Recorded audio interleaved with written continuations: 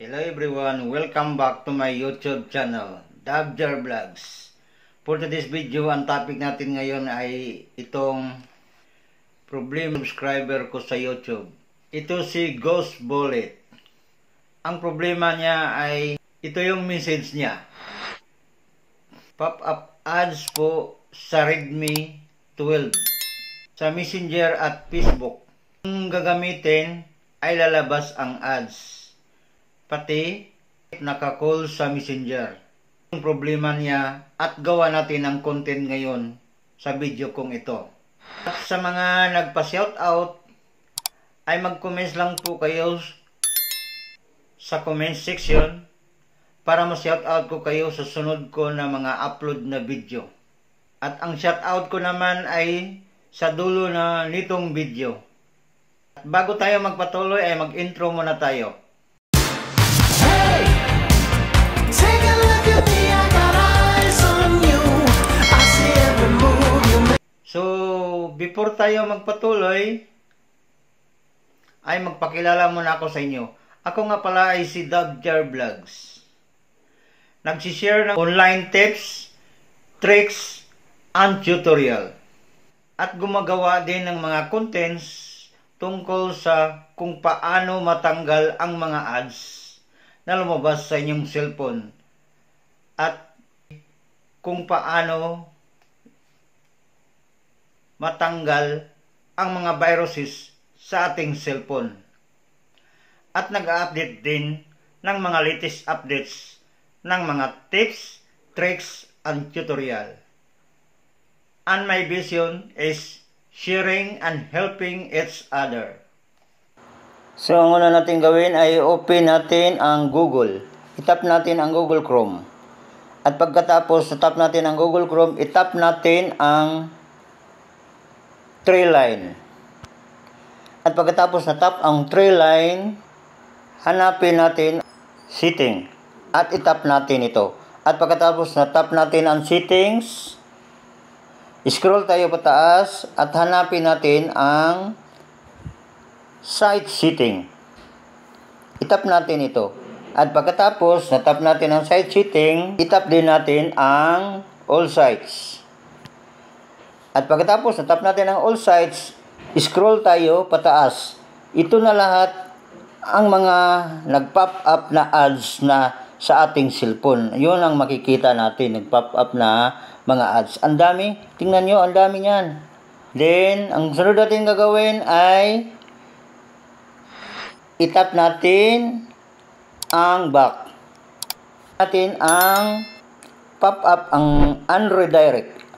Scroll tayo pataas at hanapin natin ang pop-up unredirect. Yan. At pagkatapos i-tap natin ito. So, reminders lang po sa inyo, yung sa akin ay automatic na itong naka-close. Kasi, pag sa inyo hindi pa na-close, ay kailangan yung i-close yan. So, ang sunod, i-tap natin ang back. So, ang sunod natin hanapin ay hanapin ang intrusive ads. Yan. I-tap natin ang intrusive ads. So, kailangan din natin itong i-turn off. Sa akin, automatic na naka-turn off. If ever na hindi pa na-turn off sa inyo, ay kailangan nyo na yung i-turn off. Yan, naka-turn off. At pagkatapos, tap natin ang back. So, ang sunod natin gagawin ay tap natin ang back. Tap natin ang settings. At pagkatapos, ang sunod natin hanapin ay network. So, sa akin, more connection ang nakalagay. Yung sa ibang cellphone ay networks and internet. Yung sa akin, itap po itong more settings. At pagkatapos natap ng more settings, hanapin natin ang private DNS. Yan. Itap natin ang private DNS. At nakalagay dito, select private DNS mode.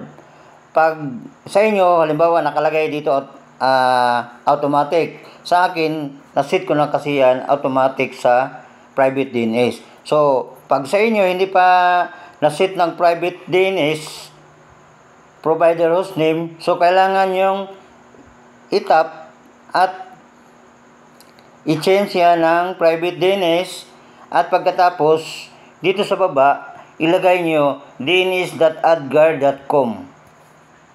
At pagkatapos na lagay nyo ang dns.guard.com, pindutin natin ang save. At back tayo. Ang sunod nating hanapin ay privacy. Ito, privacy. Itap natin ang privacy. Then pagkatapos na itap na itong privacy, scroll tayo pataas, then find ads. More privacy related settings. Kasi dito natin makikita ang ads. At pagkatapos, scroll tayo pataas. At ngayon, dito na natin makikita ang ads. Manage ads personalization on this device. So, itap natin ito. So, ngayon, ito na ang ads. Manage. Natap na natin ang ads. Then, itap natin ang Get New Advertising ID. Itap natin. I-delete natin yung Get New Advertising ID. Then, itap natin ang Confirm. Ngayon, makikita natin dito, Reset Advertising ID. This generate a new advertising ID that apps can use from now on. So, itap natin ang Confirm. Then, ang sunod, i-click natin ang Delete Advertising ID. Click Advertising ID. So, nakalagay dito, this delete, current advertising ID apps can still show you ads, but they may not be as relevant and interesting you. You see, personalized ads also help ads like a new publication keep the content and advertise free. So, ganun lang kadali ang gagawin para mawala na yung mga ads. So, take note, if ever hindi nyo makita, i-search nyo lang sa search bar ng Google. Kung nagustuhan mo naman ang video kong ito, mula sa simula hanggang dulo at nakatulong, please pasupport naman sa aking YouTube channel, Dabjar Vlogs, and FB account, Junior Silubukag. At isama mo na rin ang bell button para updated ka sa aking mga bagong upload na video na tulad nito. At kung may mga comments, suggestion, and question, please write in the comment section dyan sa baba para kapag nabasa ko ay masagot ko kaagad at magawa natin ang video ayon sa inyong question. This is how legends are made. Maraming salamat sa inyong lahat. Once again, thank you for your time and effort to watch the video until the end. Shout out to my newest YouTube channel subscribers, DABJRVLOGS. Excited to have you on board. Number first Ghost Bullet number, second Mary Bay, and number 3. Marcos 213222. Cuarto, Danny Paradero numero. Ainda Maika Lovelien 6. Renato Ger Villanueva. Number pitong Provincianong Panot number. Octavo Medino numero 9. Josephine Bermudez. Thank you so much for your time and effort to subscribe my YouTube channel. Your support and subscribe to my YouTube channel is a big improvement to grow my channel, and Lord will always give a blessings to a helpful people. Thank you so very much, all subscribers. Have a nice day to all. God bless you always.